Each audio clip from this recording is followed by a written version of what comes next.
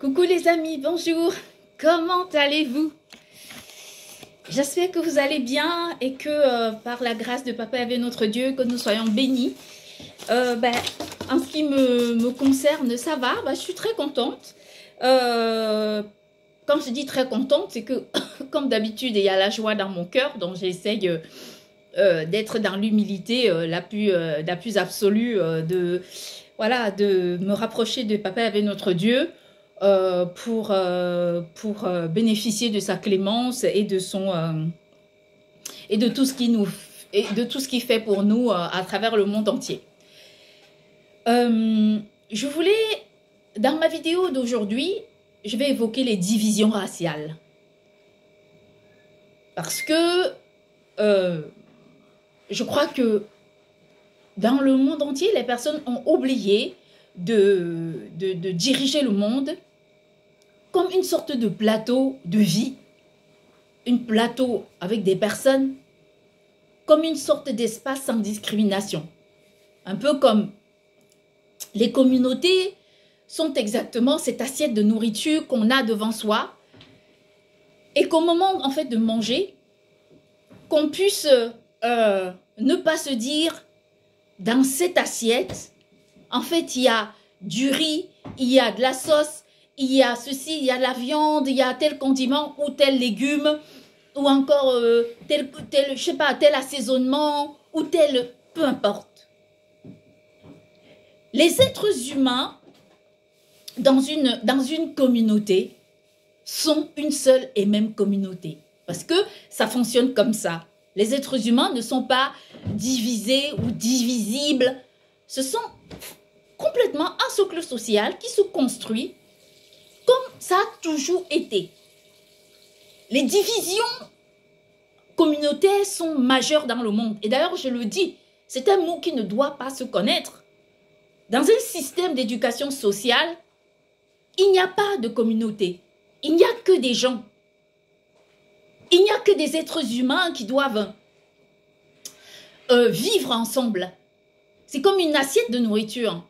Dans cette assiette, en réalité, il n'y a pas de tel condiment ou tel autre, ou encore on va manger du riz, on ne va pas manger de la viande, ou on va manger ceci, on ne va pas faire... Non, c'est une assiette de nourriture dont on a besoin de manger pour se rassasier. Et les êtres humains ne doivent pas diviser, être au milieu d'un espace de vie pour diviser les personnes. On m'a dit que nous sommes dans une sorte de projection de la modernité. Je dirais pourquoi pas. Nous pouvons asseoir notre logique face à cette appréciation de la réponse de l'évolution telle que celle que nous connaissons de nos jours. Mais en réalité, ça veut dire quoi? Être à la pointe de la modernité, ça veut dire tout simplement que on a évolué. Ça veut dire qu'on a évolué. Ça veut dire que nous sommes passés des âges des pierres et de la préhistoire à l'histoire. Et d'ailleurs, je crois que au lieu de qualifier notre époque simplement d'histoire, pour dire tout simplement, nous pouvons l'évoquer comme l'époque de l'histoire moderne. Mais est-ce que c'est vrai? Est-ce que c'est vrai? Ça veut dire quoi la modernité? Ça veut dire qu'une évolution des mœurs, comportementaux, ainsi de suite. Mais seulement ce que je découvre de nos jours, c'est que cette évolution, elle est complètement absente. Elle n'existe pas. Il n'y a que des divisions. Il fut un temps où je m'insurgeais. J'avais allumé la télévision française et tout le temps j'étais à la télé, j'entendais les juifs, ils ont fait ceci, les juifs, ils ont fait cela, les juifs, l'antisémitisme, ainsi de suite. À un moment donné, je ne voulais même plus écouter la télévision française. Non pas parce que j'avais un problème avec les juifs. Moi, je n'ai aucun problème avec les juifs. Et Dieu sait que je n'ai pas de problème avec les juifs. Moi, ce qui me pose des problèmes, c'est le comportement des gens. La façon d'apprécier les êtres humains et la façon d'élever un être humain. Cette volonté à vouloir changer positivement les gens. Cette volonté à ne pas vouloir juger. Mais à vouloir porter un projet. C'est pas porter un projet, non, pas du tout, je ne dirais pas ça. Mais à vouloir mettre en place un projet humain de façon la plus respectable possible. Ça, c'est une réalité. Et quand j'entendais ça tout le temps, citer les juifs par-ci et par-là, à un moment j'ai été écœurée. Écœurée parce que je me suis dit, mais cette France dans laquelle les communautés sont divisées, détruites, où on est à la porte de la fuite, a été libérée par des Noirs et des Arabes. Vous voyez ce que je veux dire? C'est-à-dire que la France dont on allume la télé, on n'entend pas parler des Noirs. Ils vivent le racisme. Récemment, nous avons vu ce jeune Noir qui avait avait diffusé une vidéo sur les réseaux sociaux où il pleurait. Il pleurait parce qu'il avait été en entretien d'embauche. Malgré ses compétences, il avait été refoulé. Il est venu sur les réseaux sociaux s'exprimer parce qu'il ne comprenait pas ce rejet. Parce qu'il avait travaillé, parce qu'il continuait parce qu'il avait envie d'apporter le meilleur. Mais seulement à la porte de l'audition, ils l'ont rejeté. Alors, je vais dire une chose, et ce que je vais continuer de dire, c'est celle-ci. C'est-à-dire, quand on pense au sacrifice, quand je dis le sacrifice que les Noirs et les Arabes ont fait pour la France, et qu'aujourd'hui, on ne les entend pas, ils sont dans la ségrégation totale, on se dit, certes que la modernité existe, mais en réalité, qu'est-ce qui se passe? On ne sait pas. Par ailleurs, on peut aussi avoir des réponses qui sont complètement personnelles. Mais qu'est-ce que ça veut dire des réponses personnelles? Ça veut dire quoi? Ça veut simplement dire que quelquefois, les gens ont les faveurs de Dieu. Mais quand les gens ont les faveurs de Dieu, est-ce que c'est pour autant qu'il faut dominer d'autres personnes? Parce que pendant que les Noirs et les Arabes libéraient l'Europe de l'Ouest, en fait, ce que la France a fait pour les Juifs, c'est la France qui, en fait, ce sont les personnes de bonne foi qui ont libéré les Juifs des griffes d'Hitler. Et ça a fonctionné comme ça. Donc aujourd'hui, quand on se trouve confronté à cette réalité, et on se dit que cette même communauté qui a été libérée par d'autres personnes, qui vivent sur un socle social, qui a été aussi libérée par un autre groupe, mais qui ne respecte pas ce groupe, on a envie simplement de se demander pour quelle raison. Moi, personnellement, je n'ai aucun problème avec qui que ce soit. Sincèrement, s'il faut dire la vérité, limite, je n'interviens pas en ce sens. Mais la télévision française était devenue le socle même, l'espace même où on se sentait effacé. Déjà, on est effacé dans la société. Déjà, on n'a pas de place. Déjà, on s'en fiche de nous. Mais en plus de ça, s'il faut allumer la télévision et entendre parler des Juifs, juifs tout le temps, c'est qu'il y a un problème. C'est qu'à quelque part, il n'y a même plus de respect de toutes les personnes qui vivent au sein même de la France. Parce qu'on en fait partie. Pourquoi on s'insurge? Naturellement, parce que on est confronté à une question. On allume la télé, on est aussi là, on est aussi présent. On est là. Donc, où est notre place? On se pose la question de savoir pourquoi nos ancêtres sont venus mourir pour libérer la France. Aujourd'hui, on vit sur le territoire français comme étant un territoire de droit. Mais, et on vit sur le devoir patriotique en évitant les écœurs à la société, en menant nos vies comme des citoyens modèles, mais quand on allume la télévision, on est absent partout, on est absent à tous les espaces. J'avais entendu un Noir qui faisait un monsieur noir qui faisait une déclaration qui disait que en France, dans un pays français avec toute l'histoire française et africaine, il n'y a pas de milliardaires noirs. Et d'ailleurs, même s'il en a, c'est qu'on ne sait même pas qui c'est. Vous voyez ce que je veux dire? C'est aussi ça qui démontre à quel point il y a une ségrégation au sein même de la société. Et c'est ça que je vais décrier aujourd'hui. C'est ça que je vais sortir des mentalités, enlever de la façon, de la vision, de la perception des autres pour déconstruire ce qu'on appelle les communautés. Le système social est tel qu'aujourd'hui, je ne sais pas si vous voyez un peu comme si vous prenez une sorte, des cases. Vous avez des cases et dans chaque case, en fait, vous avez une communauté, une autre communauté, une autre communauté. Et les communautés comme ça se dessinent. Vous avez des communautés et des communautés.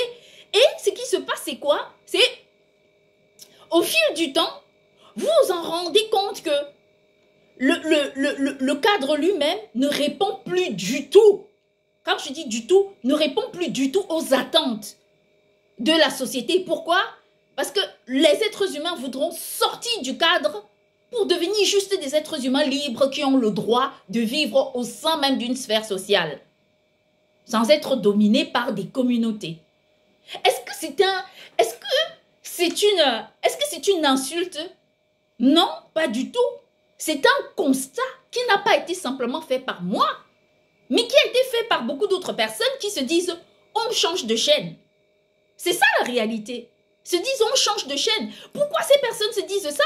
Parce qu'à la télévision française, quand on allume la télévision française, en tant que compatriote, quand on aime la France, on n'a pas envie d'entendre tout le temps interpeller une communauté, toujours la même, comme si nous n'existions pas.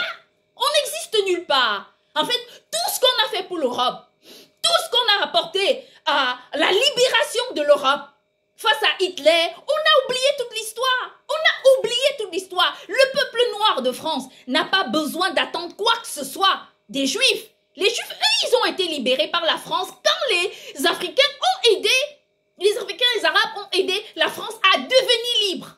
Si les Africains et les Arabes n'aidaient pas la France à devenir libre, les Juifs n'auraient jamais connu la liberté. Or, il suffit de poser cette question à un Juif aujourd'hui. Mais il va tellement biaiser la question, il va tellement te dire à quel point c'est lui qui doit être présent partout, à la tête et non pas à la queue, à la ceci et non pas à la cela. Et c'est ce que j'ai décrit aujourd'hui. Les communautés au sein d'une sphère sociale est un échec cuisant de la gouvernance. Parce que pourquoi doit-il y avoir des communautés? C'est quoi? Prenons l'exemple d'une famille. Dans une famille, un papa qui fait des enfants. Il y en a qui sont raides de cheveux, certains qui sont ceci ou cela. Et quand le papa va dire la communauté des raides, la communauté des lisses, la communauté des frisés, la communauté je sais pas, toutes sortes de communautés dans sa propre famille, c'est un échec cuisant de la gouvernance. Et ça, je ne pointe pas cette fois-ci seulement la France. Moi, je pointe exactement le monde entier. Qu'est-ce que c'est qu'une communauté au cœur d'une nation? C'est une intervention humaine qui crée un désordre mental pour diviser les uns, les unes et les autres. Et personne ne parviendra à me dire le contraire. Parce que ce mécanisme de destruction, de domination,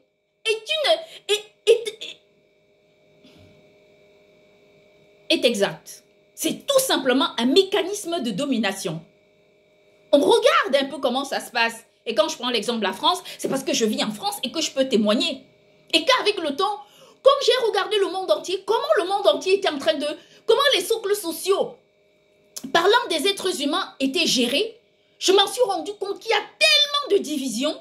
Et c'est pour cette raison que là, je m'en vais porter la voix du président Nelson Mandela pour dire que il n'y a que les êtres humains qui vivent sur un socle social. Blanc, noir, ainsi de suite. Ça n'existe pas sur un socle social. Une population, c'est une appartenance à une patrie jusqu'à preuve du contraire.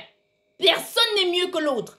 Personne ne doit être mieux traité que l'autre. L'égalité de chance, c'est ce que je décris ici et qui aujourd'hui ne se trouve pas. On casque les personnes pourquoi? Pour créer des divisions.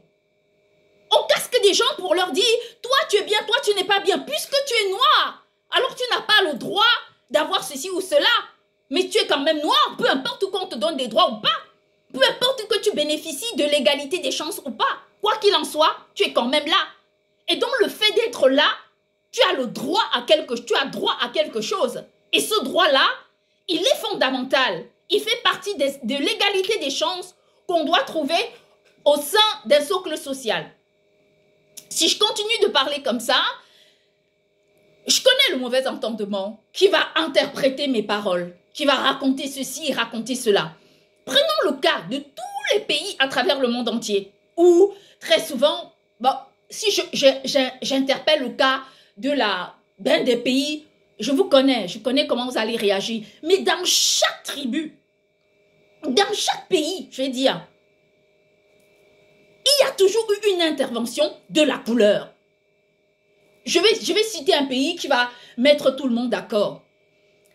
Si on prend par exemple le cas de l'Égypte, où on dit que Néfertiti, elle était mariée à un Caucasien. On va dire que c'était la modernité ou c'était une sorte de préhistoire. On va dire quoi? On dira quoi en ce moment-là? Justement, les divisions n'ont aucun sens. D'ailleurs, même, je vais vous prendre un autre exemple très cuisant de la Bible. Je ne sais pas si vous savez, certains disent que Nabuchodonosor était caucasien. Pourtant, Dieu l'a aimé. Pourtant, dans la Bible, Dieu ne l'a pas détesté. On dit que le mari de la reine Esther était caucasien. Dieu l'a aimé, Dieu ne l'a pas détesté.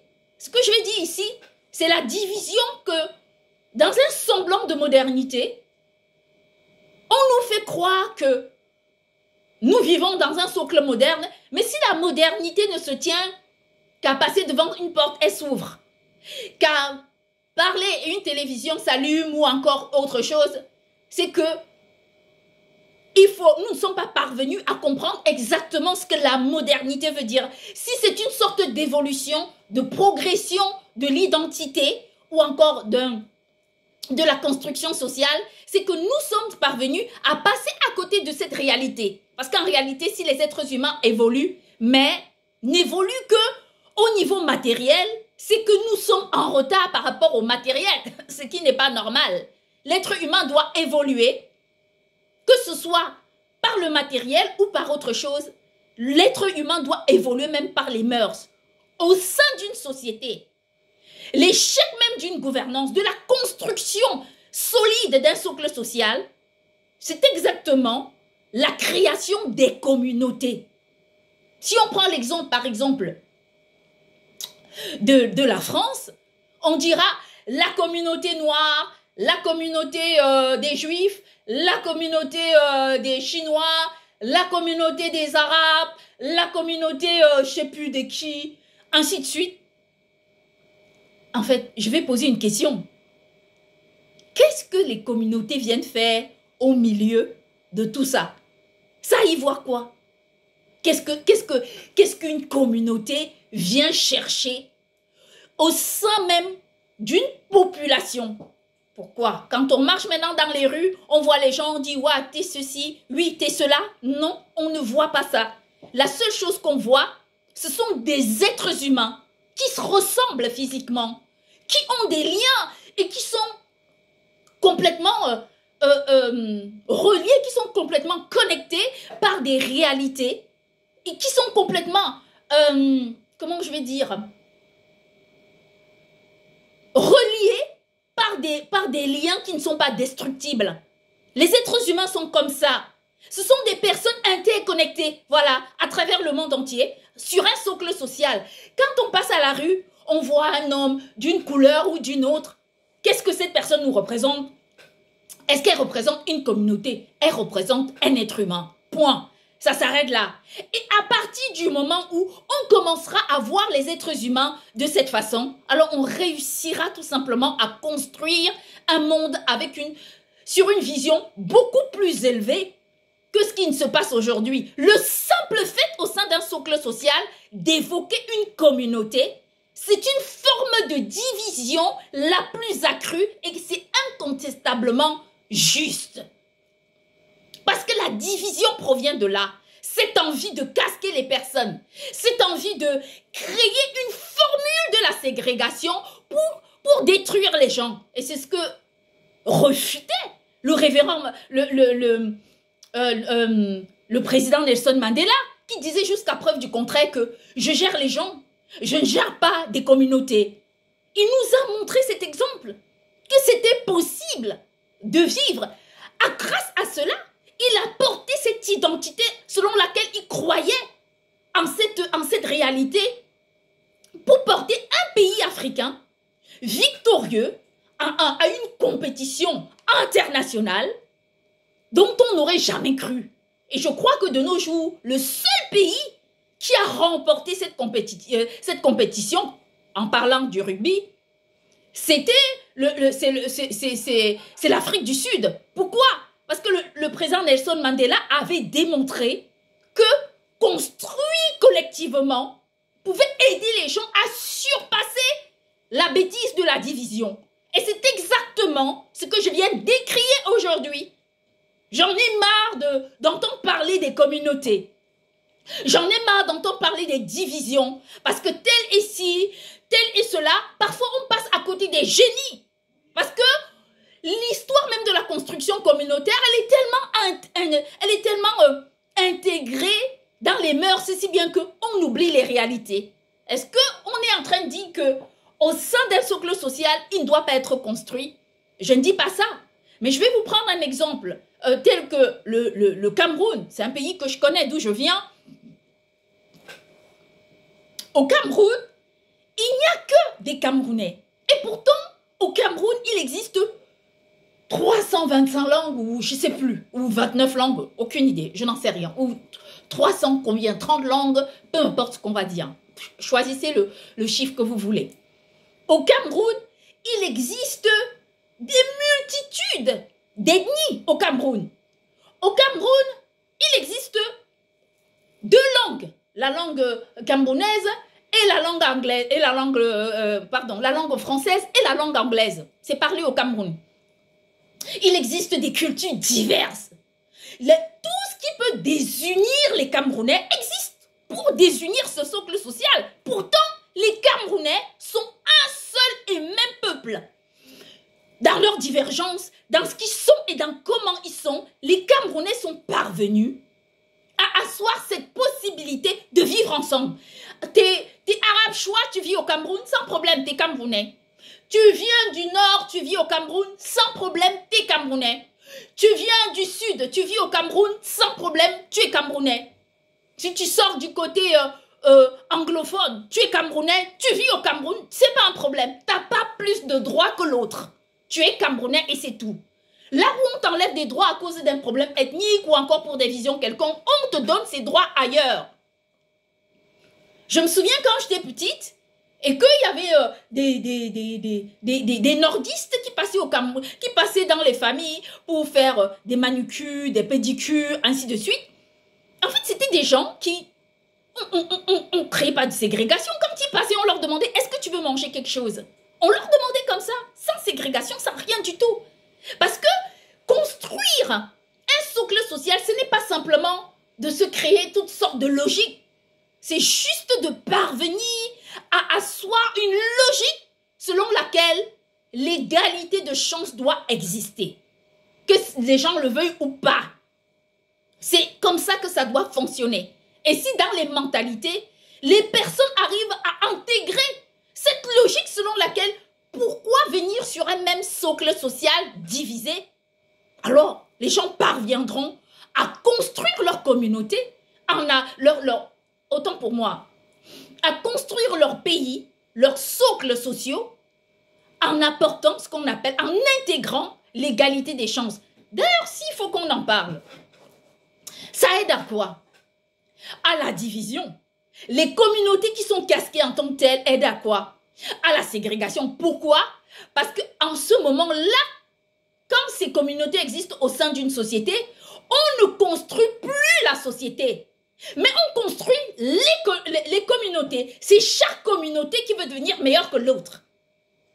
Il n'y a plus de gestion d'égalité de chance. Il n'y a plus d'appellation de ces mots. Tout ce qui existe, ce sont ces divisions qui coordonnent le pouvoir. Certains doivent être mieux que d'autres parce que ces personnes viennent de telle communauté et ce que je vais déconstruire, que ce soit en faveur de la communauté noire ou d'une communauté quelconque, c'est ce que je décris. Je dis que c'est un échec cuisant de la gouvernance. Et ça, c'est une réalité. Parce que dans un pays, c'est tout le monde qui participe à l'économie de sa façon. C'est tout le monde qui participe à la vie politique de sa façon. Chaque citoyen qui se trouve à n'importe quel endroit, ne serait-ce que le fait d'être un bon citoyen pour la société, ne causant pas de problème, permet la construction de la société, même si ce citoyen n'est pas forcément abougrement riche ou quoi que ce soit. Pourquoi? Parce que grâce à ce citoyen qui est quelque part et qui se tranquillise, qui vit sa vie en créant une harmonie autour de lui, en fait, la société est meilleure à partir d'un seul citoyen, le plus pauvre soit-il, le plus riche soit-il, qu'importe, ou le plus moyen, comme on dit. Mais c'est aussi à ça que nous allons comprendre comment est-ce que la société évolue. Et ça, il ne faut pas se ménager, il ne faut pas se mentir, il ne faut pas se tromper, il ne faut pas se trahir. Ce qui est sûr et certain, c'est que c'est en déconstruisant l'idéologie même des communautés que l'égalité de chance doit exister. Je vous explique. Très souvent, quand les gens divisent, qu'est-ce qui se passe? Il y a toujours une ségrégation qui se crée. Il y a toujours les problèmes de société qui se créent. Prenons le cas de la France. On n'a jamais entendu autant parler d'antisémitisme. Bafouement des ceci, bafouement des tombes, ainsi de suite. En France, c'est exactement ce qu'on entend. Pourquoi? Justement parce que les communautés existent. Parce que quand un problème se passe quelque part, on ne dit pas simplement que ce sont des êtres humains, mais on interpelle une communauté. Et d'ailleurs, même dans les discours très hiérarchisés, hautement hiérarchisés, on entend souvent les gens dire ça. Que telle communauté, comment est-ce qu'on peut être des dirigeants et des dirigeantes des socles sociaux et de se permettre de parler des compatriotes? Vous ne voyez pas l'erreur? Vous ne voyez pas qu'il y a un problème? Comment est-ce qu'on peut se permettre de parler des compatriotes comme étant une communauté? C'est quoi? Dans le pays, il y a un autre pays dans un pays? Non. Vous voyez ce que je veux dire? Un pays, c'est un pays jusqu'à preuve du contraire. Une nation, c'est une nation avec une population jusqu'à preuve du contraire. Ce n'est pas un appel au sursaut. Je sais qu'il y en a qui ne m'écoutent pas souvent. Je sais qu'il y en a qui bafouent tout ce que je dis, qui contestent tout ce que je dis. Mais moi, sincèrement, je vais vous interpeller un exemple récemment. Vous m'avez entendu quand je parlais du titre du livre que j'avais écrit. Et en fait, vous m'avez contesté. Je sais que vous m'avez contesté. Mais dans mes prières, je demande toujours à Dieu de répondre pour moi. Et c'est ce que il y avait notre Dieu a fait. En ce moment même en France, il se passe un procès d'une dame qui s'appelle une Française. Quand on parle de Française, on parle d'une Gauloise qui s'appelle Jacqueline Jacob. Quand les gens ont entendu le titre de mon livre, les gens ont pris ça pour une sorte de mépris de la modernité. Alors que moi, c'était vraiment de façon très très naïve que j'avais décidé d'utiliser ce titre. Aujourd'hui en France, on a des Français. Quand on parle de Jacob, Jacqueline, on te dit bien que le nom de famille, c'est Jacob. Qui a encore raison une fois de plus? C'est encore moi quand je dis que on est tous et toutes des neufs, que vous le vouliez, que vous ne vouliez pas. Et ça, c'est une réalité. Les divisions ne servent à rien du tout. Parce que quand on parle de Jacob, en tant que Français, blanc, caucasien, sans métissage, on va quand même arriver à comprendre à quel point l'être humain est dans la contestation sans forcément comprendre les fondamentaux même de ces contestations qui souvent déconstruisent le monde à cause des conclusions rapides. Moi, je vais dire les choses différemment et je reste persuadée que j'ai tout à fait raison et que on ne peut pas réussir à créer une harmonie au sein d'un pays quand la haute autorité même du pays casque les gens. Ce n'est pas possible. Si on commence à dire telle communauté a fait ceci, comment est-ce que c'est possible? C'est juste impossible de construire un socle social avec cette idéologie. C'est la meilleure façon de diviser. C'est la meilleure façon de déconstruire un socle social. À partir du moment où un citoyen est un citoyen, alors il y parvient. Quand je scande parfois et que je dis, voyez ce que les ancêtres des Occidentaux ont fait, et qu'aujourd'hui, au lieu de suivre une continuité et de créer la modernité dans cette continuité, en fait, ils ont complètement déconstruit tout ce que leurs ancêtres ont fait. Ils ont complètement détruit, cassé tout ce que leurs ancêtres ont fait pour mettre en place une sorte de gestion du socle social qui ne ressemble même pas à leur propre éducation. Du coup, qu'est-ce qui s'est passé? Les communautés, quand je parle de communautés, cette fois-ci j'interpelle toutes, sont venues s'y mêler pour faire les choses à leur place. Pourquoi? Parce que la solidité même de leur identité a été déconstruite par les cases en fait qu'ils ont créées.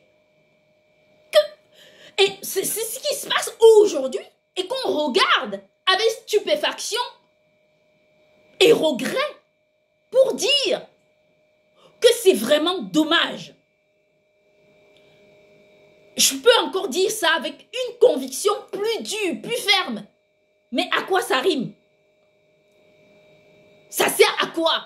D'autant plus que les faits sont là et que les gens ne veulent pas changer. Qu'est-ce que c'est qu'une continuité? C'est quoi? C'est une démolition et une reconstruction? Disons que c'est une démolition et une reconstruction, mais pour reconstruire, les gens, une construction suit exactement la même trajectoire, la même résonance. Toujours commencer par une fondation. Et dès qu'on crée la fondation, en fait, on construit les murs et des murs, on crée une charpente. C'est comme ça, on ne peut pas commencer une construction par la charpente, ça ne tiendra jamais. Et quand on parle d'une continuité, de la création, de l'intervention d'une modernité au sein d'un socle social, il faut être en capacité d'interpeller la fondation, comme on m'a dit, les racines, ne pas déconstruire la racine, commencer par le socle social, la fondation pour élever les murs. Et qu'importe la modernité dont on veut me faire croire, la plus haute modernité, c'est celle-là. C'est-à-dire que respecter une trajectoire de vie et continuer à construire sur une réalité existentielle.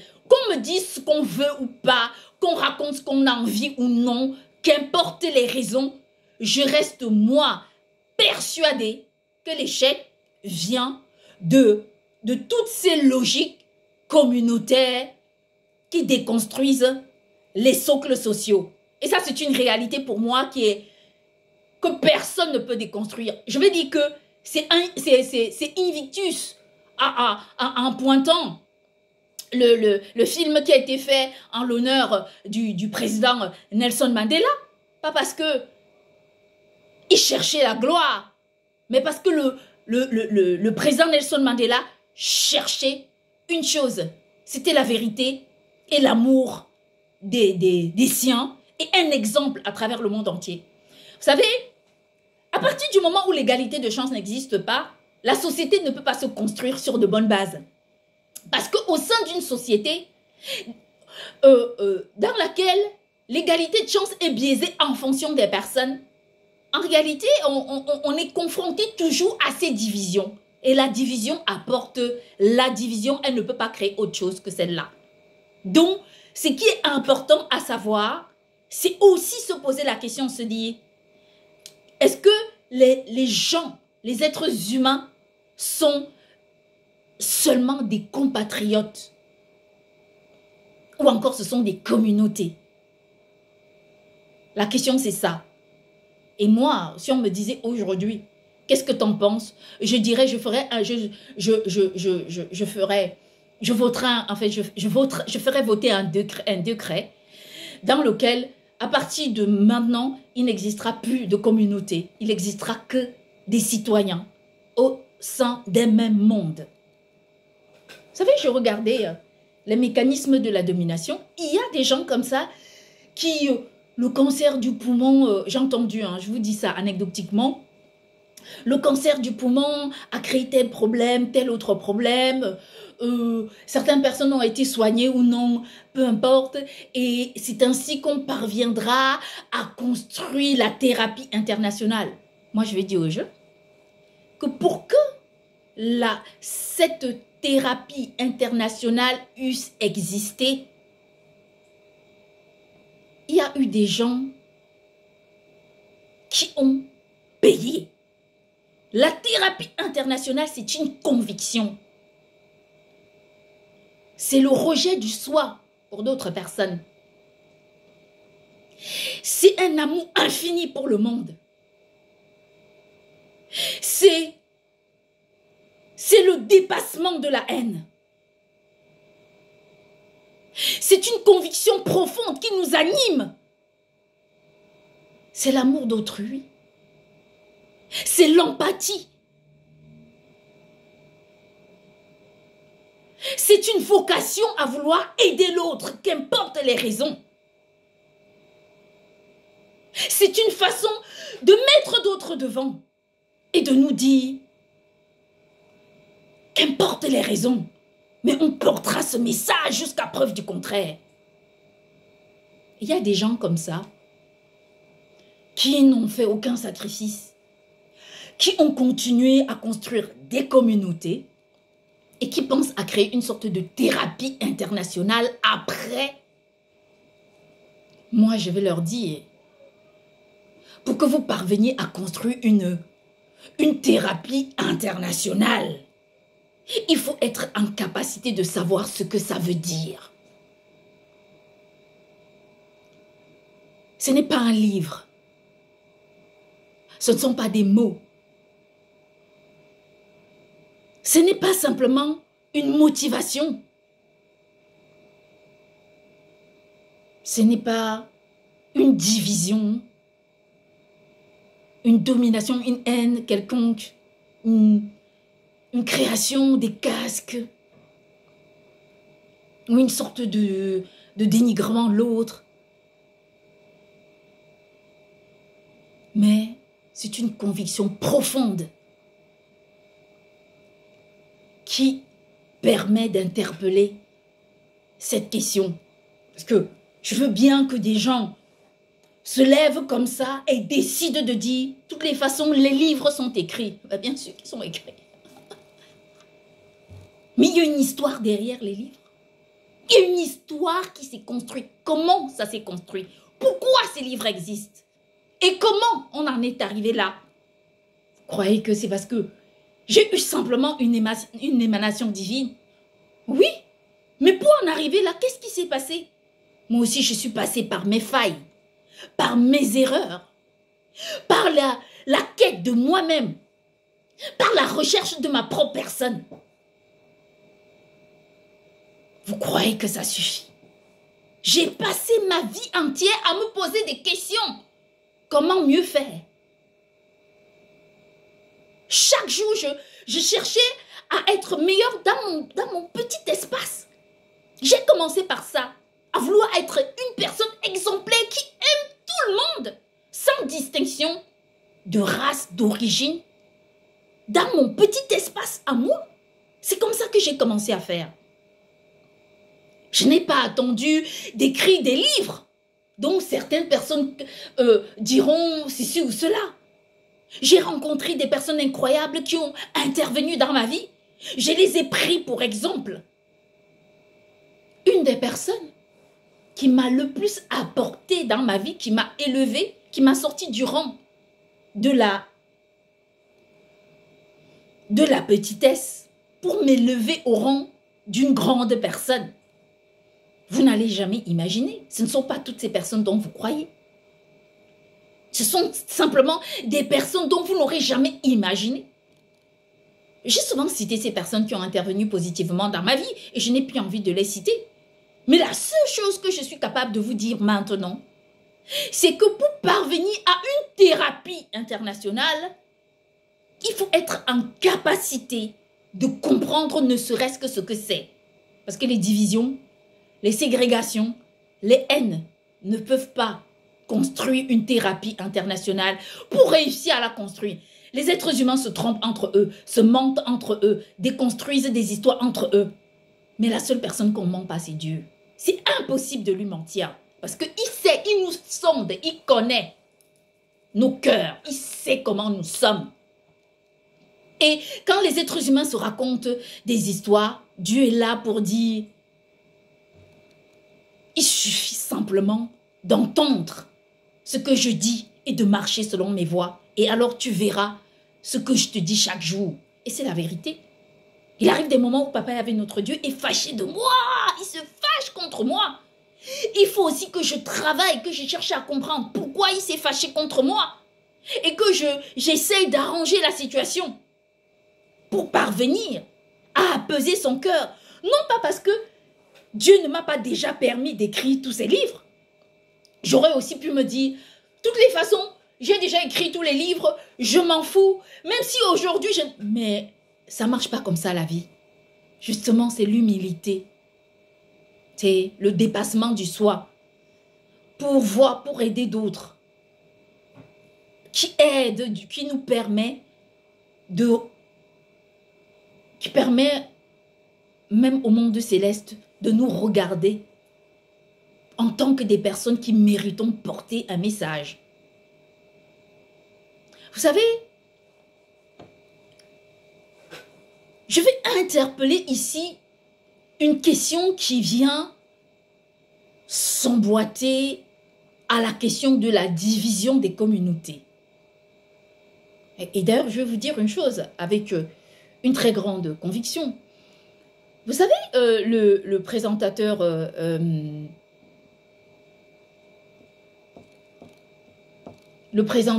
de l'émission 7 à 8, Harry Rosenmack, vous savez que lui, il a arrêté, je crois, de présenter cette émission.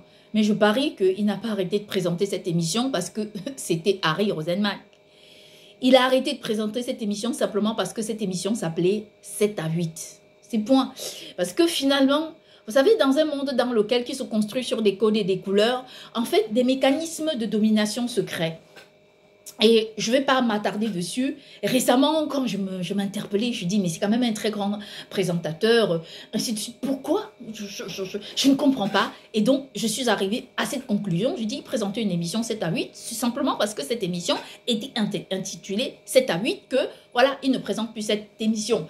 Donc, je vais passer dessus pour dire que le sujet que je vais évoquer vient s'emboîter à la question de la création des communautés dans le monde.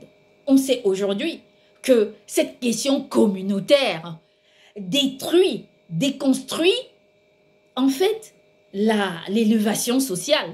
Quand on sait aujourd'hui que, au sein même de la politique française, en tant que Française, on peut compter du doigt, aujourd'hui, les représentants d'État qui sont des Noirs. Mais quand on parle des Noirs, on ne parle pas de la communauté africaine, comme on voudrait pointer.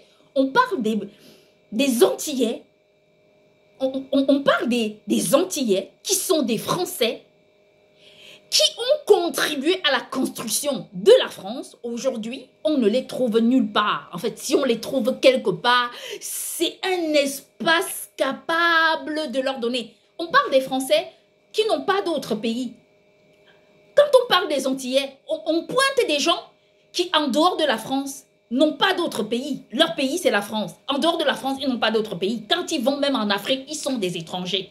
Et pourtant, il y a des communautés en France qui sont des communautés, mais qui ont aussi un autre pays quelque part et qui dominent ce pays-là. Donc, si jamais il venait avoir un problème en France, les personnes qui perdront seront et les Français et les Antillais. Ces autres communautés n'auront aucun problème puisqu'ils pourront migrer dans leur propre pays. Disons-nous les choses en toute clarté, en toute vérité. Ne serons pas dans la stupéfaction de la vérité. L'intégration, c'est un choix. C'est un choix de vie, c'est une conviction. C'est une réalité que n'importe qui peut porter. C'est une identité que n'importe qui peut construire. C'est une conformité à un espace de vie. Bien sûr que c'est cela. Quand on regarde un peu comment le pouvoir est construit dans le monde entier aujourd'hui, on remarque combien le confort du pouvoir a conforté de nombreuses personnes à s'asseoir sur la routine du pouvoir tout simplement.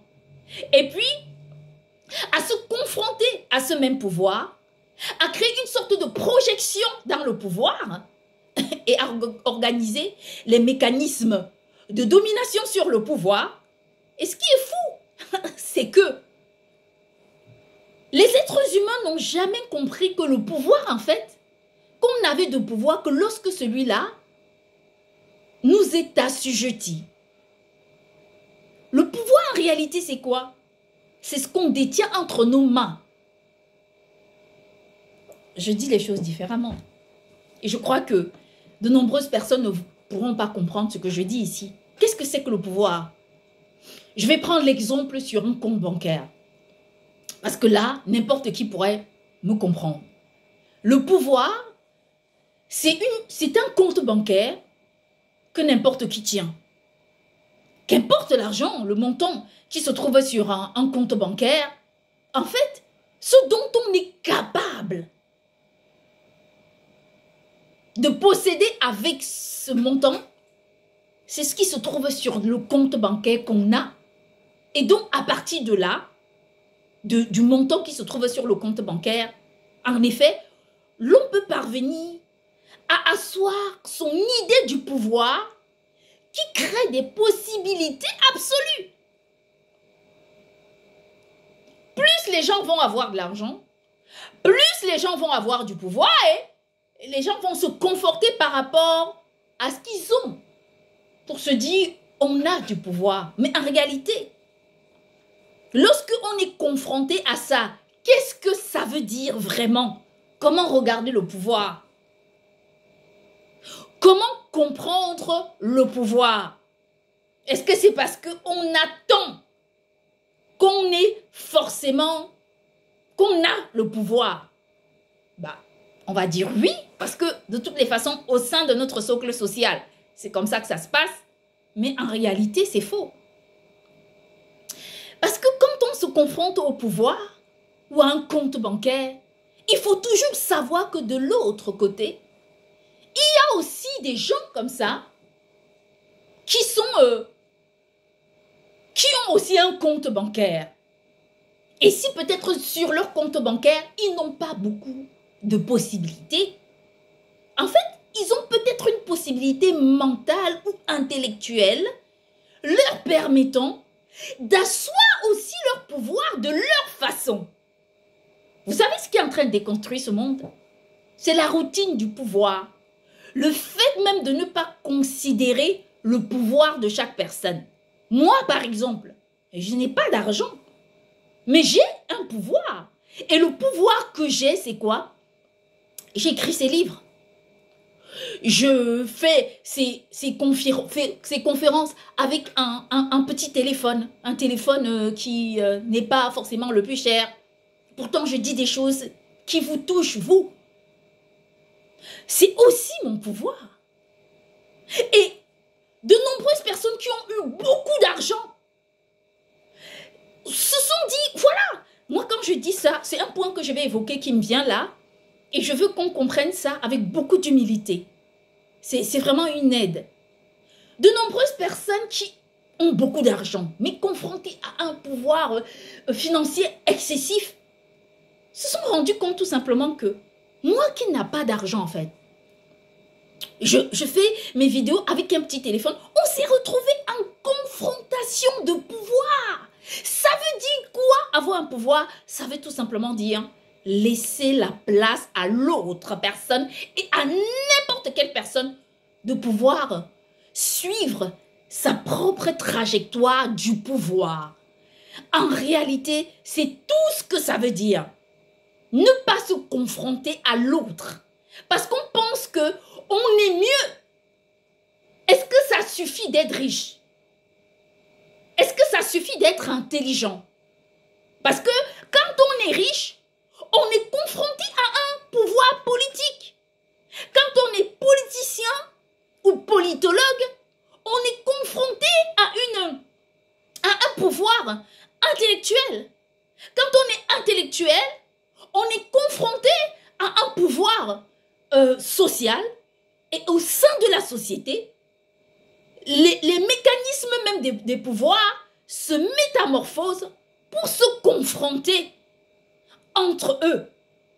Et lorsque on essaye de regarder tout ça, on veut apporter une appréciation au pouvoir qui va au-delà même de la logique qui intervient aujourd'hui sur la perception même du pouvoir en disant qu'est-ce que le pouvoir veut dire? Est-ce qu'il faut asseoir ses convictions sur une routine du pouvoir ou encore il faut créer une sorte de résilience pour mener son pouvoir? Le véritable pouvoir qu'on a, ce n'est pas de se projeter sur ce que d'autres ont, mais c'est d'utiliser ces possibilités pour créer une élévation de pouvoir autour du soi. Ce n'est que de cette façon qu'on peut être capable de créer, de mettre en place une véritable fondation du pouvoir, une identité même du pouvoir et de pouvoir le porter sur du long terme. Sans quoi, le pouvoir en lui-même ne peut exister dans le concept actuel du pouvoir. Aujourd'hui, le pouvoir est considéré comme une domination de l'autre, comme une sorte de dépassement de l'identité humaine. Et pourtant, il faut quand même se dire que qu'importe le montant qu'on a sur un compte bancaire, d'autres personnes aussi ont des comptes bancaires. Et avec le peu de moyens qu'ils ont, ils possèdent à leurs moyens une autre façon de construire leur pouvoir. On voit souvent des grandes firmes qui se sont construites, non pas par l'argent, mais par un pouvoir qui dépassait la formule financière. Les grandes entreprises aujourd'hui qui sont des exemples mondiaux ne sont pas des entreprises qui ont été construites par la projection même de l'argent. Ce sont des entreprises qui ont été construites par le mécanisme même de l'intelligence. Et donc à ça, je vais simplement vous dire que la façon de concevoir le pouvoir ne vient pas du fait qu'on soit casqué dans un groupe, ne provient pas du fait que nous ayons une notoriété quelque part, mais de la façon dont on perçoit le pouvoir et dont on peut créer le pouvoir autour du soi pour asseoir une véritable identité du pouvoir. Récemment, j'évoquais la question de la notoriété en invoquant toutes les maisons de production. Non pas parce que je pointais une maison en particulier, non, mais parce que j'interpellais toutes les maisons de production à regarder leur impact sur le monde entier pour savoir ce qu'elles sont capables de transmettre et le véritable pouvoir qu'ils peuvent asseoir autour d'eux en se demandant quel est ce type de pouvoir qu'on assoit autour de nous. C'est ce que je disais. Et donc, le fait même de posséder le pouvoir, ce n'est pas simplement de posséder de l'argent ou encore un pouvoir financier, même si je dis la même chose. Mais c'est la conception même de l'intelligence et du respect de l'autre qui porte les êtres humains à asseoir l'identité même du pouvoir au sein même de la construction de leur propre pouvoir. Je vais vous dire une chose. L'orientation du pouvoir en toute équité, en fait, c'est tout ce que je vais dire concernant cette intervention sur le pouvoir, parce que le pouvoir n'est pas ce que d'autres croient.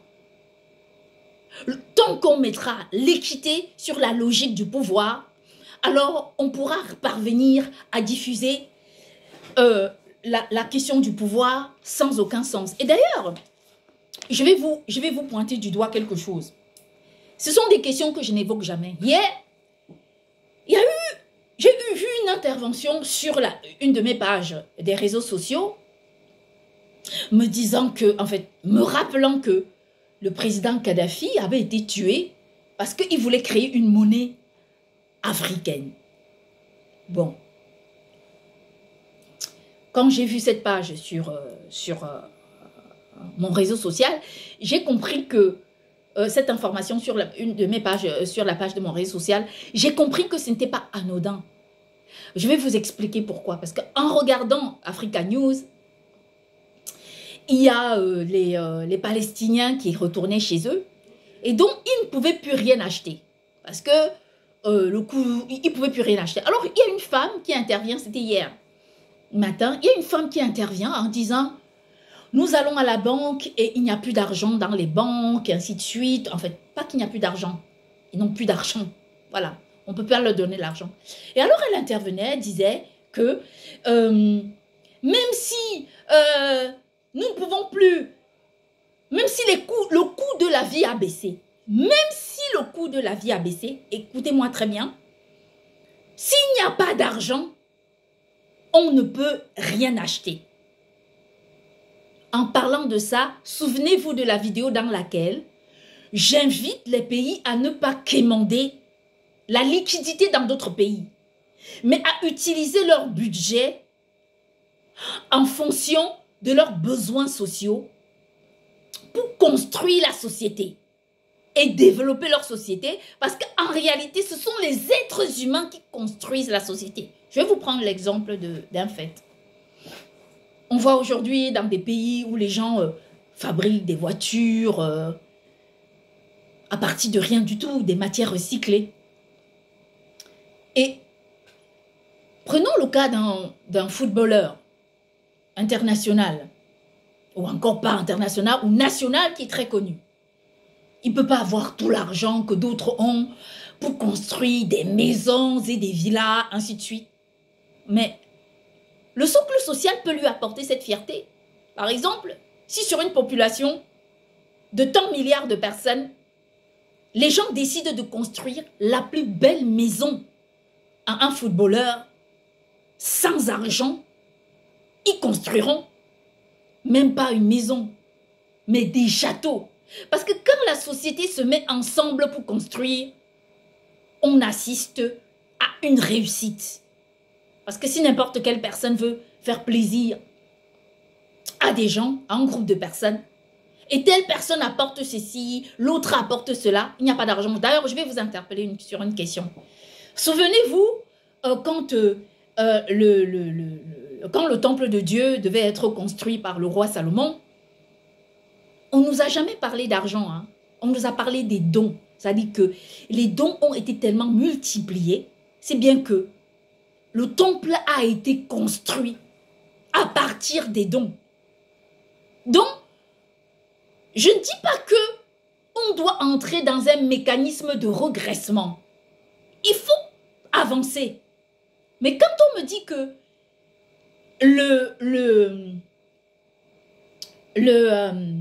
comment dire, le président Kadhafi avait juré sa perte quand il a voulu créer une monnaie africaine, je vais répondre simplement, cette fois-ci en invoquant la justice divine qui dépasse la justice des êtres humains, qui est une justice qui ne trompe pas, mais qui dit la vérité et conçoit la vérité parce qu'elle a fabriqué la vérité. Alors moi, je vais vous dire une chose. Quel est le rapport entre tuer quelqu'un parce que la personne veut créer une monnaie communautaire et créer une sorte de propagande? C'est peut-être un exemple. Parce qu'aujourd'hui même, le projet du président Kadhafi se concrétise en Afrique. même si ce n'est pas dans le même concept que lui. Moi, j'ai soumis ce problème entre les mains de Dieu. Et cette nuit, j'étais en communication avec Dieu et je lui disais, est-ce que tu crois que j'ai tort? Vous savez pourquoi je dis ça? Parce que hier, quand j'ai entendu cette information disant, même si le coût de la vie a baissé, si on n'a pas d'argent, comment on fait? C'est une façon de contredire, médire le travail que je fais. Et donc, quand j'ai remis ce problème entre les mains de Dieu, j'ai simplement demandé à Dieu de juger. Vous savez, j'ai refusé jusqu'à preuve du contraire de me dire que j'allais entrer dans tous ces groupes qui divisent. On sait ma position. J'ai toujours pensé de cette façon sans jamais contester. Ce qui se passe, c'est quoi? C'est que là, en ce moment même où je vous dis, j'entends une sorte comment dire, d'onde comme ça qui entre dans ma tête parce qu'on ne veut pas que je parle de cette histoire. Parce que maintenant, on est lutté par les ondes à cause des puces qu'on a dans les oreilles. À parler comme ça semble un mécanisme de jeu, mais c'est la vérité. Moi, j'ai soumis ce problème à Dieu et j'ai dit à Dieu, juge. Que ce soit avec moi ou sans moi ou avec une autre personne ou que ce soit la voix d'une autre personne. Si les Africains aujourd'hui avaient la possibilité de vivre avec le franc CFA, cette monnaie coloniale qui les détruit, qui déconstruit leur avenir, l'avenir de leurs enfants, de leurs générations futures. Si le franc CFA leur permettait de vivre simplement, penserez-vous qu'il y aurait des contestations? Les personnes même qui ont contesté la fiabilité de cette monnaie jusqu'à preuve du contraire, ce sont les Occidentaux eux-mêmes à qui, aujourd'hui, on ne demande rien du tout. Mais il suffit qu'un Africain ou une Africaine parle de cette monnaie pour avoir des problèmes. Je vais vous expliquer une chose. Vous me connaissez, on dit souvent que je me conforte à peu. Mais non, si aujourd'hui, le franc CFA permettait aux Africains de dégager un salaire décent pour vivre, si le franc CFA permettait aux Africains de construire leur société pour vivre, est-ce que vous croyez que nous en serons là pour discuter de quelque chose? Ben, pourquoi? On viendra créer un problème dans une harmonisation de la paix, de la paix sociale. On ne créera pas de problème. Ça ne nous regardera pas. On passera. Vous ne nous avez jamais vu juger une femme qui est enceinte. Une femme qui est enceinte, c'est une qui attend de mettre au monde la vie. Et donc, à partir de là, on ne peut qu'applaudir cette initiative. Vous nous avez déjà vu juger des personnes qui se faisaient à manger, mais à grand jamais. Parce que l'aboutissement, c'est quoi? C'est calmer leur faim. Vous nous avez déjà vu juger des personnes pour rien.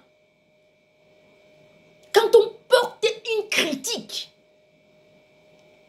quand on interpelle une situation, c'est parce qu'on veut réveiller un sursaut pour que les gens puissent se remettre profondément en question et regarder la vérité en face. Et non pas à accuser d'autres personnes, mais de regarder la vérité en face et dire « Qu'est-ce qu'on a fait ?»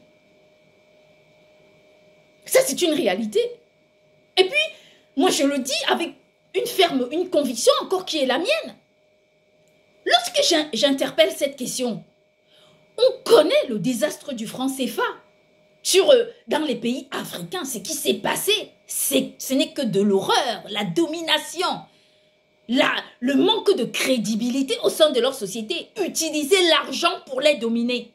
C'est en fait ce qui s'est passé. Le franc CFA aujourd'hui, c'est une monnaie qui n'apporte pas de réponse à l'Afrique. C'est une monnaie qui chosifie l'Afrique, qui déconstruit les souples d'une génération. Et que ça ne date pas d'aujourd'hui. Je me souviens, il fut un temps dans les années 1980, 90, jusqu'aux années 2000, où mon papa percevait en fait les indemnités sociales. Ça existait en Afrique comme un peu une sorte de CAF que les gens reçoivent en France. Ça existait en Afrique. Parce que la réalité post-coloniale avait créé une identité collective commune avec les Africains qui sont aujourd'hui capables de se construire sans cette alliance. Si jamais elle ne tient pas, il n'y aurait aucun problème. Les Africains suivront une autre trajectoire. Si elle tient, alors tant mieux. Donc, ce que je vais dire ici, c'est que mon papa percevait les indemnités sociales. La société n'avait pas de problème. Les gens étaient malades, les gens se soignaient. Avec les plantes, en pharmacie, les gens ne mouraient pas comme aujourd'hui.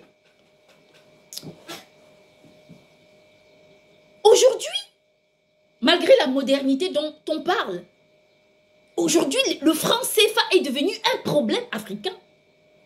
Si ça s'arrêtait là et que c'était un problème, on disait les Africains ne peuvent pas créer leur propre monnaie, j'aurais pu comprendre. Mais le problème, c'est pas ça, c'est que ça s'arrête là. L'initiative de la construction même d'une monnaie communautaire en Afrique ne provient pas simplement de la volonté du président Kadhafi. C'est une question qui était d'abord africaine, où les Africains eux-mêmes créaient leur propre monnaie. Ce n'est pas l'initiative du président Kadhafi. Je vais vous dire pourquoi. Et que les Camerounais savent que c'est la vérité. Au sein de la CEMAC, c'est la communauté des États membres de l'Afrique centrale, il y avait au Cameroun un pays qui produisait son argent, sa propre monnaie, qui frappait sa propre monnaie. C'était le Cameroun. Le Cameroun avait une sorte de pièce de 500 francs qui était produite au sein même du Cameroun. En fait, c'était le président Amadou Ahidjo qui avait demandé aux Camerounais de produire, de fabriquer cette monnaie nationale pour pouvoir faire les achats. C'est une monnaie qui ne servait pas à faire des transactions bancaires ou encore des transactions financières externes. C'est une monnaie localisée au Cameroun. Je me souviens, on avait ces pièces. En fait, il y avait, c'est trop marrant, hein, mais c'est la vérité. Il y avait ces pièces, c'est fou. Et quand je me rappelle de ça, moi j'étais gamine, j'étais une petite fille. L'histoire même du président Kadhafi vient bien après. La pièce de 500 francs, c'était par rapport à la pièce de 500 francs qui était produite par les Occidentaux. En fait, c'était une pièce de 500 francs qui était très grande comme ça. C'était une grosse pièce. Et donc, quand on l'utilisait, en fait, c'était pour aller, on allait chez le boulanger, on achetait à manger, on achetait tout ce qu'on voulait au Cameroun. Je pense que le président Amadou Ahidjo en a payé de sa facture à cause de cette histoire.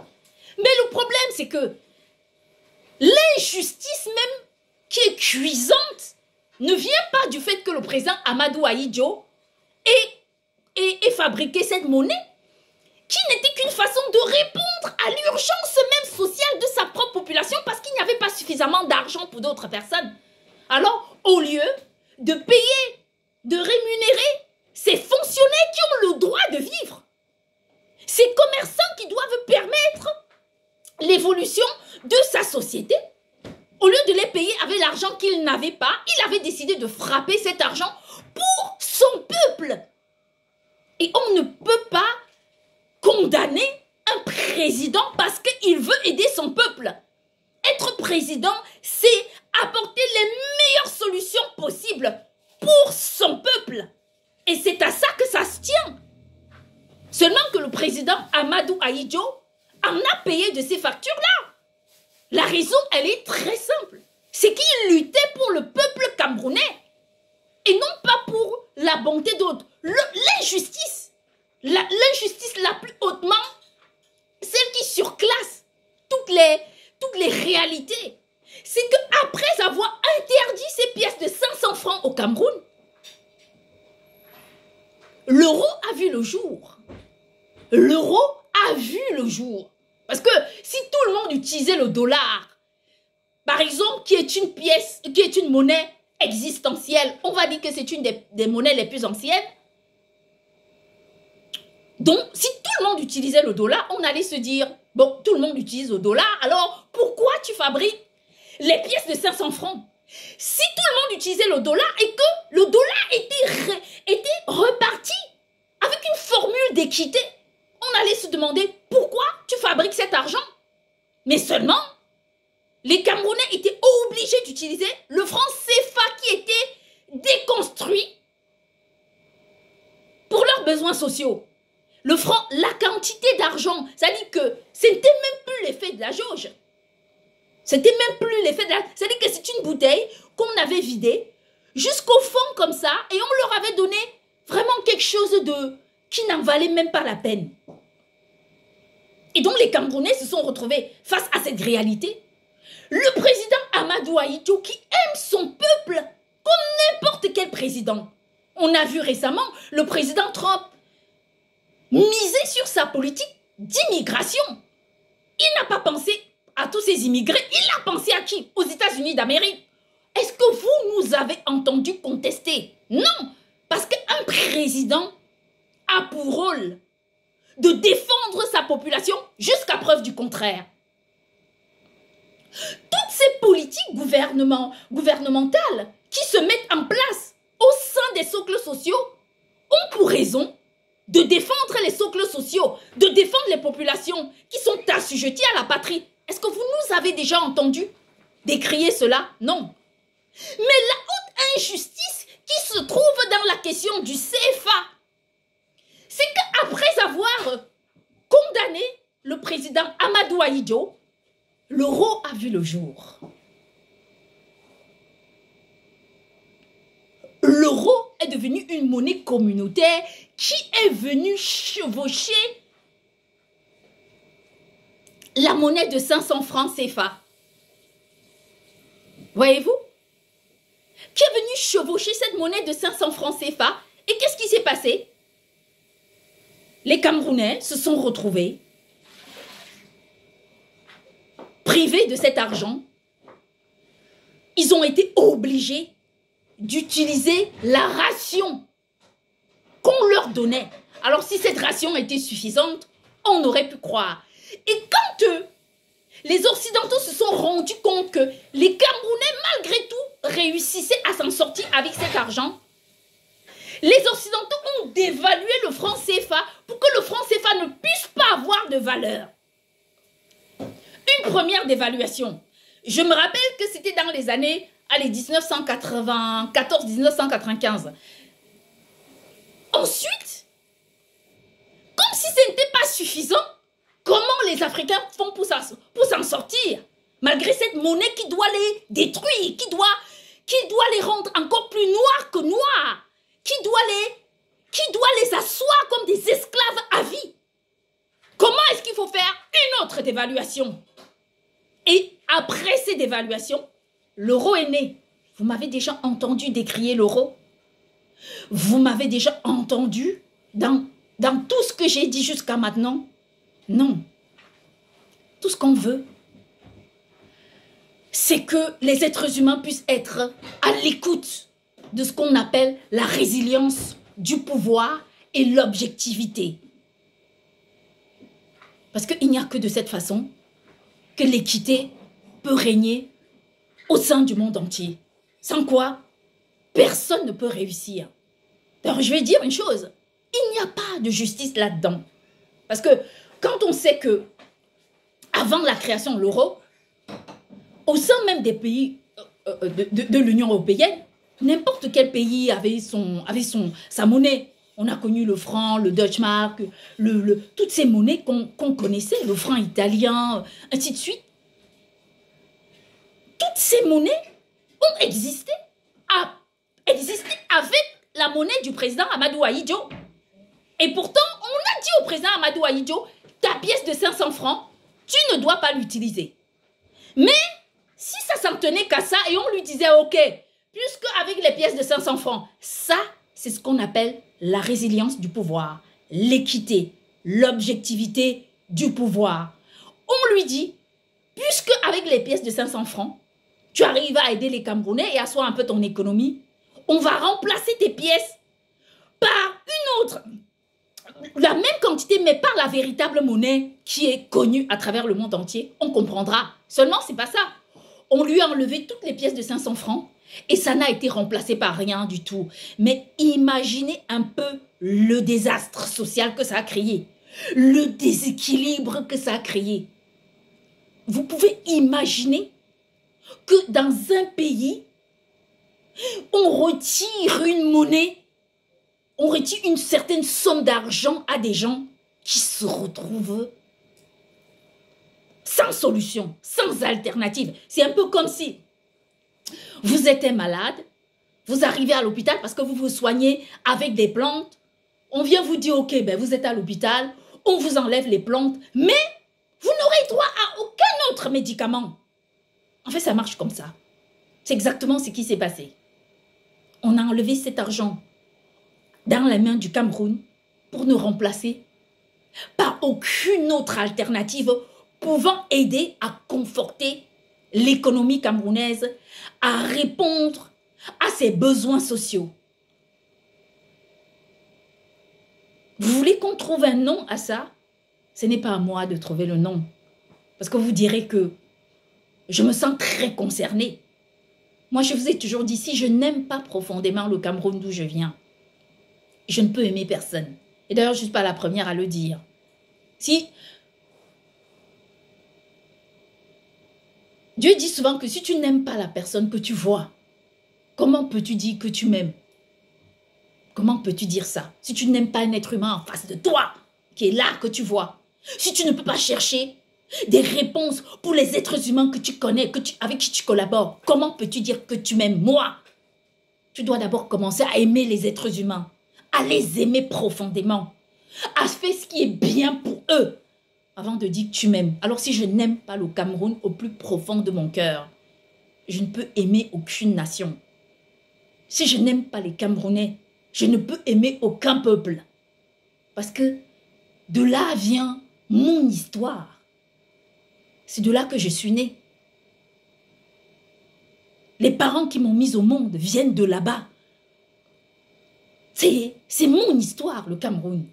C'est l'histoire de ma vie. C'est grâce au Cameroun qu'on se connaît.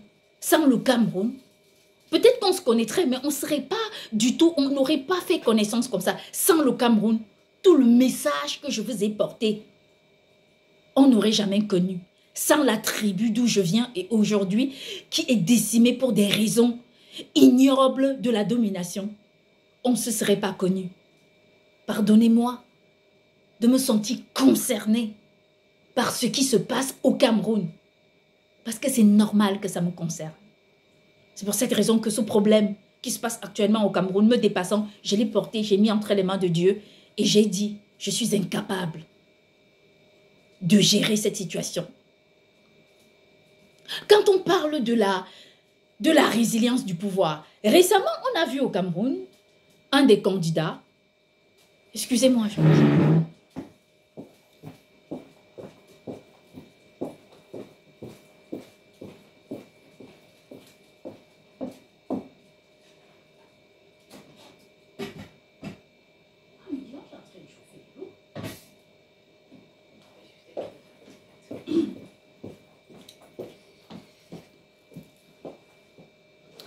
excusez-moi, j'étais allée faire quelque chose là et donc je reviens pour continuer la vidéo. Donc, je parlais en fait de la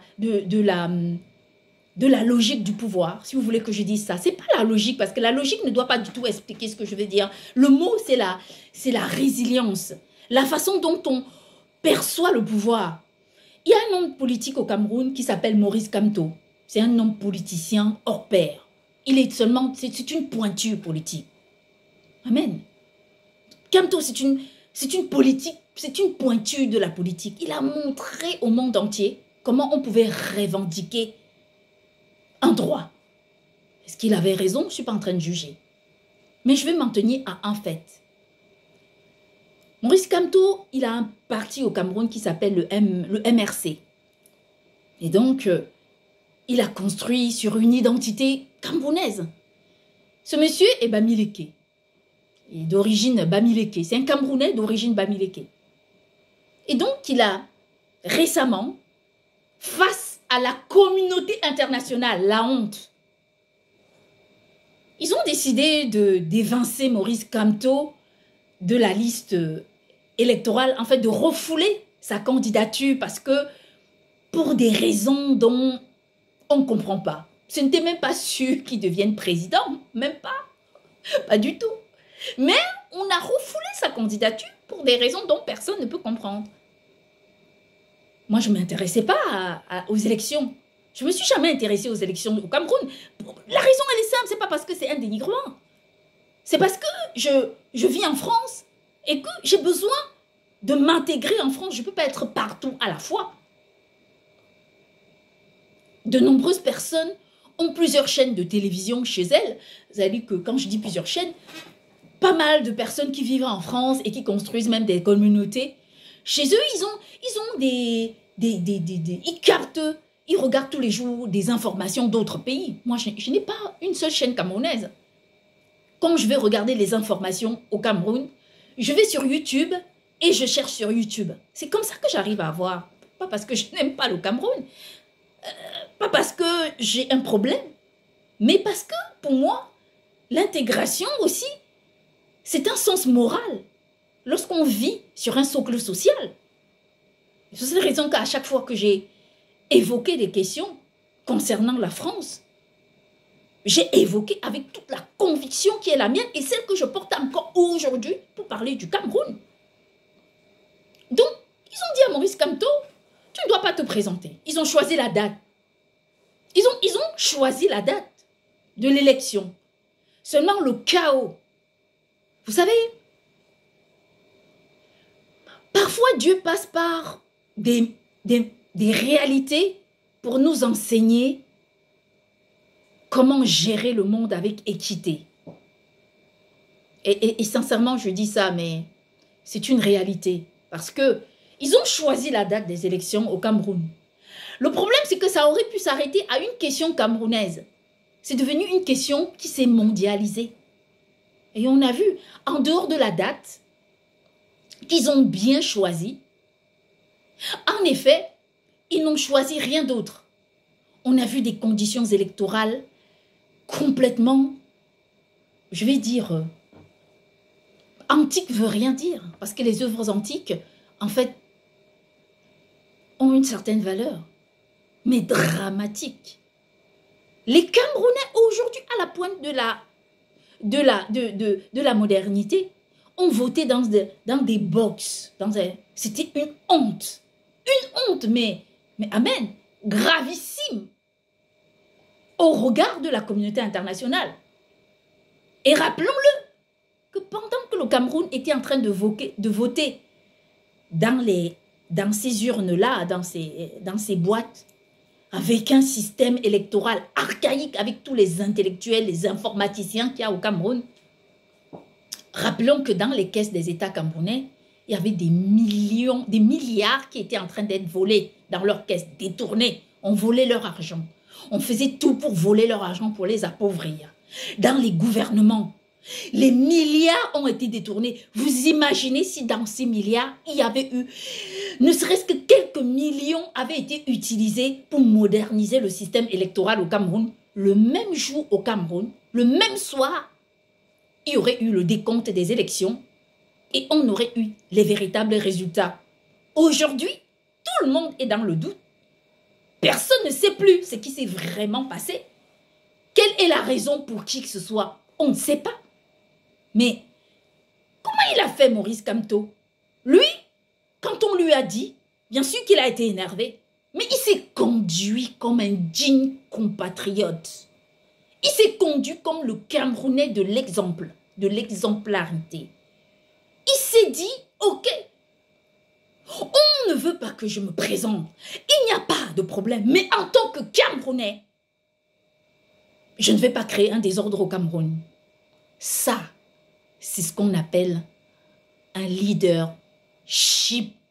On ne peut pas dire les choses différemment parce que on a vu comment il l'a fait. Je dis différemment. Maurice Kamto a un électorat. Il aurait pu rassembler son électorat pour marcher après lui et contester. Il a fait quelques contestations. Ça n'a pas marché. Il n'a pas cassé le Cameroun. Il n'a pas détruit le Cameroun. Mais il a appelé à la paix au Cameroun. Les élections se sont déroulées correctement. Maurice Kamto a été tellement dans l'humilité la plus absolue, si bien qu'il s'est joint à un autre politicien qui n'avait même pas sa carrure politique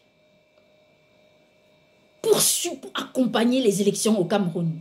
Vous savez, le leadership n'est pas une convoitise, ce n'est pas une date, ce n'est pas un mécanisme d'intrusion. C'est une réalité qui est purement et simplement divine. C'est comme ça.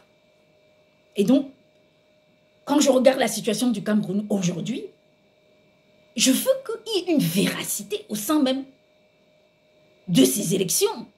Pensez-vous qu'on a porté le Cameroun, on a mis entre les mains de Dieu pour qu'il y ait tromperie? Non. Je veux que le candidat camerounais qui a gagné les élections puisse gagner. Autrement dit, il faut moderniser le système des votes et refaire de nouvelles élections présidentielles.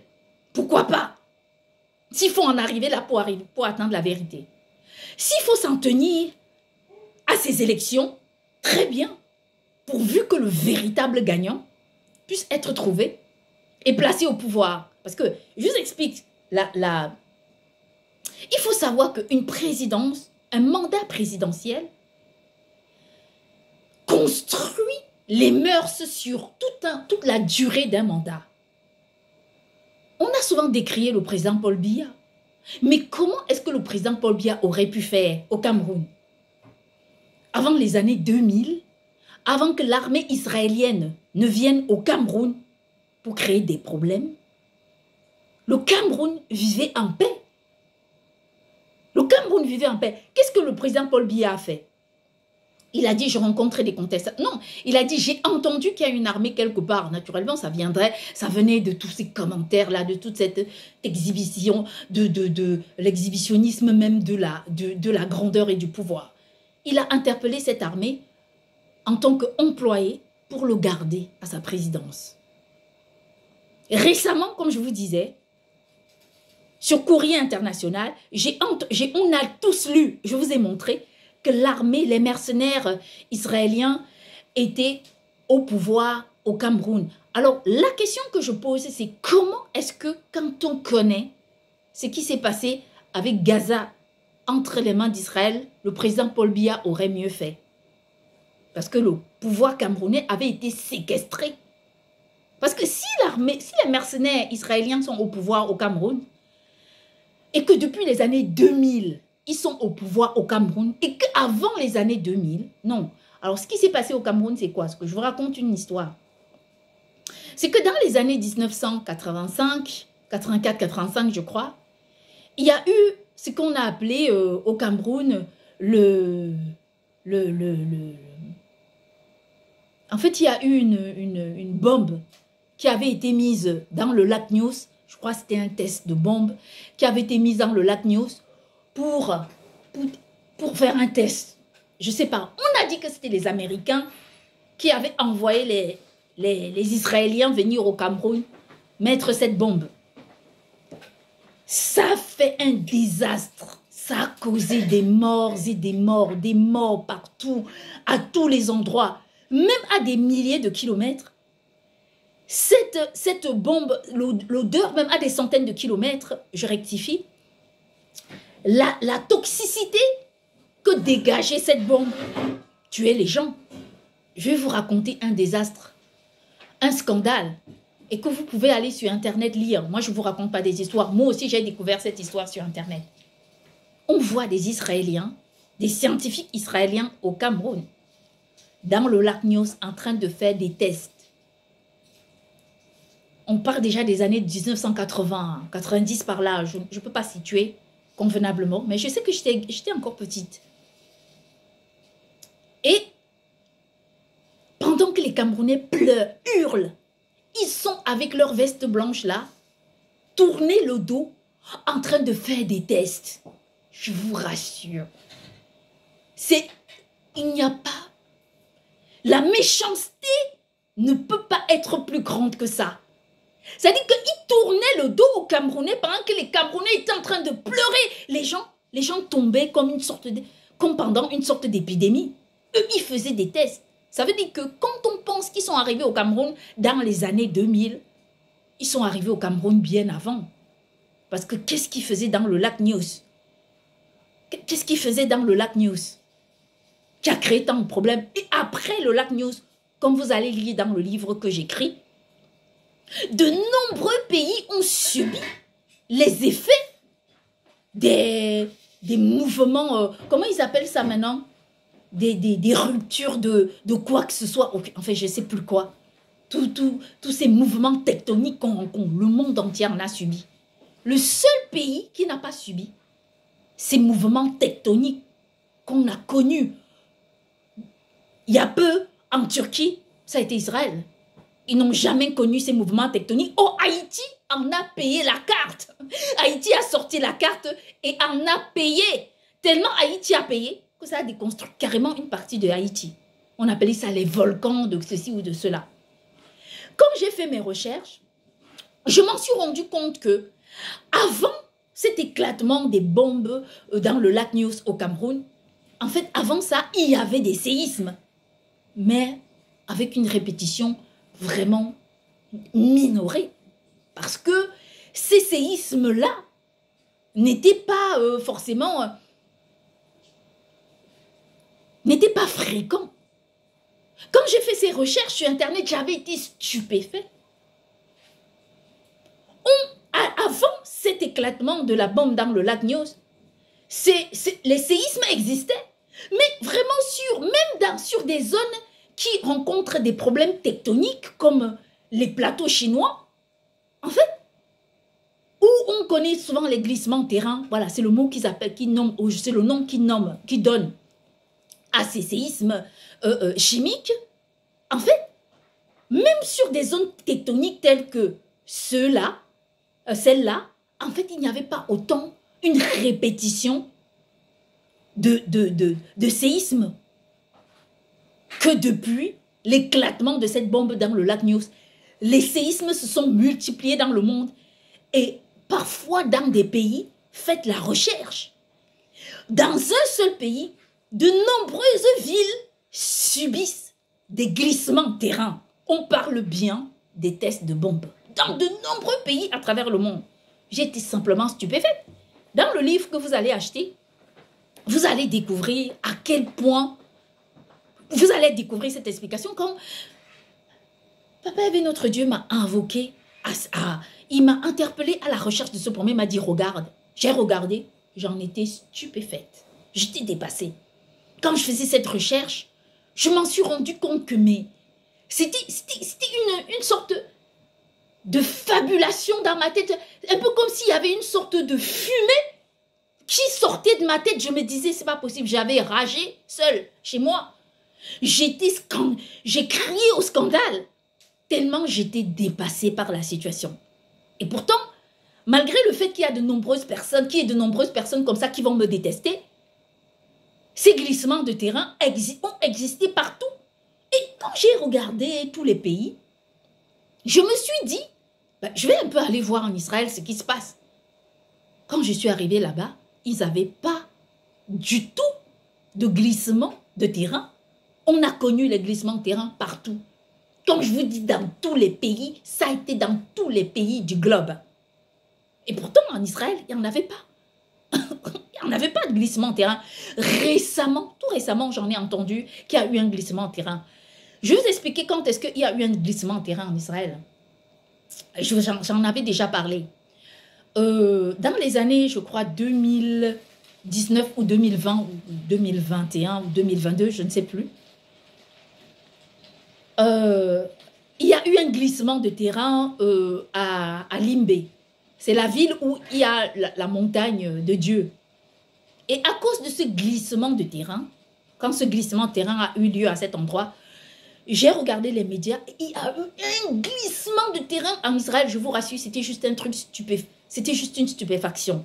Mais une sorte de glissement de terrain comme ça qui a traversé toute leur capitale. Et donc, on en est arrivé là, on s'est dit, mais qu'est-ce qui s'est passé? Alors, à l'époque, je ne comprenais pas. Et je m'y étais intéressée, pourquoi? Parce qu'à l'époque, j'allais dans leur synagogue. Donc, c'était pour ça que je m'y étais intéressée. Donc, quand on regarde ça, moi, je n'accuse personne. Hein. Ce sont des informations que j'ai et que n'importe qui peut avoir ces informations. Gérer le pouvoir, gérer des gens, ce n'est pas une imagination, une sorte de date. C'est une logique. Parce que quand les dates accompagnent, c'est ça vraiment gérer les gens. Placer quelque chose, une logique pour placer. Et non pas pour apporter une réponse sociale. Parce qu'ils ont fait honte aux Camerounais face à la communauté internationale. Les Camerounais, au Cameroun, il y a des très grands informaticiens qui sont capables de mettre en place des sites, des logiciels pour gérer les élections au Cameroun. Mais ils n'ont pas été capables de développer ces logiciels. C'est pour cette raison qu'aujourd'hui, on peut aussi se demander qui a vraiment gagné les élections au Cameroun. Voyez-vous, c'est ça la réalité. Et donc, quand moi je parle de cette histoire, je me dis que la déconstruction en fait des mœurs comme facteur de domination, de la colonisation, du rejet même de l'équité, ne peut pas du tout apporter à faveur une construction d'un socle social. Et là, on irait jusqu'à me dire, ah oui, mais c'est une question, de l'interpellation à l'opinion internationale. Bah, moi, je vais dire autre chose. J'ai récemment appris que le Cameroun ne devait pas du tout bénéficier d'une aide internationale en cas de problème. J'ai trouvé ça comme une grande injustice. Parce que malgré tout ce qui se passe dans le monde aujourd'hui, j'ai beaucoup apporté pour ce monde. J'ai tellement apporté au monde, si bien que je pense qu'il est du devoir de chaque personne de s'en souvenir. Et ce que je vais dire par là, c'est qu'on peut construire un monde dans lequel tout le monde peut devenir meilleur. Et rejeter toutes ces communautés qui en réalité ne servent à rien. Parce qu'imaginez, on travaille quelque part, et les gens nous disent, tu es de quelle communauté? Mais tu dis, ça veut dire quoi? Je ne veux même pas qu'on me pose cette question. Et voyez-vous, c'est exactement ce que je veux dire. Et moi, je vais dire que ça peut paraître choquant, mais Maurice Kamto a démontré jusqu'à preuve du contraire que le leadership n'était pas une question de quête, de numéro, de code ou de couleur, mais c'était simplement une grandeur de l'être humain. Parce que qu'importe la façon dont on l'a retiré, on n'a pas retenu ou des gens n'ont pas retenu sa candidature. Ça change quoi son leadership en tant que Camerounais? Ça ne change rien du tout. Parce qu'il contribue à l'évolution du Cameroun en sa façon. Et il continuera toujours à porter ses convictions, qui, malgré le fait qu'on lui a demandé de ne pas se présenter, ça n'a pas changé le fait qu'il soit Maurice Kamto et il le restera. Est-ce que ce que je vais dire quand je prends cet exemple, c'est pour signifier que l'injustice dans le monde entier est une réponse de la négativité, de la négation, s'il faut dire en correction. Parce que quand on implante l'injustice, en fait, ce qu'on récolte, c'est simplement l'injustice. Et c'est à ça que j'appelle au raisonnement de ces questions sur les communautés qu'on voit encore aujourd'hui où, dans un pays comme les États-Unis d'Amérique, on nous parlait des Africains américains. Mais vous pouvez imaginer comment est-ce possible que dans un pays qui tonne la modernité, qui sonne la modernité, qui chante la modernité, qu'on puisse nous parler des Américains comme étant des Africains américains. Vous ne trouvez pas que dans ma logique, il y a une sorte de vérité? Elle existe. Et ça, croyez-moi, que c'est une véracité. Et mes messages ne sont pas des messages de guerre, mais ce sont des messages de paix.